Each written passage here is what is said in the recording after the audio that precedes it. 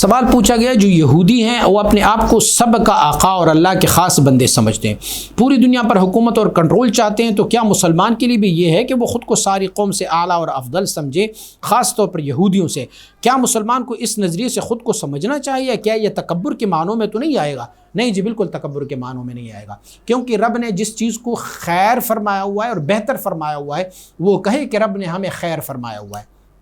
اللہ کریم نے انسان کو پیدا فرمایا تو انسان جو ہے وہ کہے کہ ہم جانوروں سے اعلیٰ ہے، افضل ہے، یہ کوئی تکبر کی بات نہیں ہے، کیونکہ اللہ رب العزت نے اس کو اشرف المخلوقات بنایا ہے، انسان کہے۔ اور پھر انسان کے بعد اللہ کریم نے اسے نبی کریم صلی اللہ علیہ وسلم کی امت مطہرہ سے پیدا فرمایا تو رب نے ان کو سرٹیفکیٹ دی،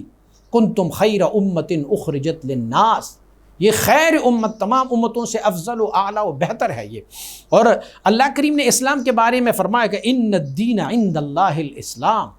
اللہ کی بارگاہ میں سب سے قبولیت مذہبوں میں سے جو ہے وہ سب سے قبولیت والا مذہب یہ اسلام کا مذہب ہے، تو اس میں کوئی تکبر نہیں ہے۔ ہر مسلمان کو یہ زیب دے دیتا ہے کہ وہ فخر کرے اپنی اسلام پر، اپنی ایمان پر، یہ تکبر کے زمرے میں نہیں ہے، کیونکہ رب نے فرمایا وَأَمَّا بِنِعْمَةِ رَبِّكَ فَحَدِّثْ، اللہ رب العزت نے جو نعمت آپ کو دی ہے اس کی خوب چرچا کر لیا کرو، کہو کہ رب نے مجھے یہ نعمت عنایت فرمائی ہے، تو آپ یہ کہہ سکتے ہیں کہ اللہ نے مجھ پر کرم فرمایا، اللہ نے مجھے مسلمان بنایا ہے، اور اسلام جو ہے وہ اللہ کی بارگاہ میں سب سے افضل دین ہے، سب سے افضل مذہب ہے، اور رب نے اس امت کو خیر امت کہا ہوا ہے۔ اسی لیے ہم یہود اور نصارہ، مشرکین، بت پرستوں، ہنود، یہود تمام سے اعلیٰ و افضل و بہتر ہے،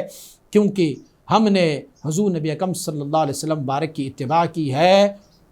اللہ کریم نے فرمایا قل ان کنتم تحبون اللہ فاتبعونی یحببکم اللہ، اگر آپ اللہ سے محبت کرنے والے ہیں تو پھر حضور کی اتباع میں آ جائیں تو اللہ تمہیں محبوب رکھے گا۔ تو ہم حضور کی اتباع میں ہیں، انشاءاللہ ہم اللہ رب العزت کی محبوب ہیں،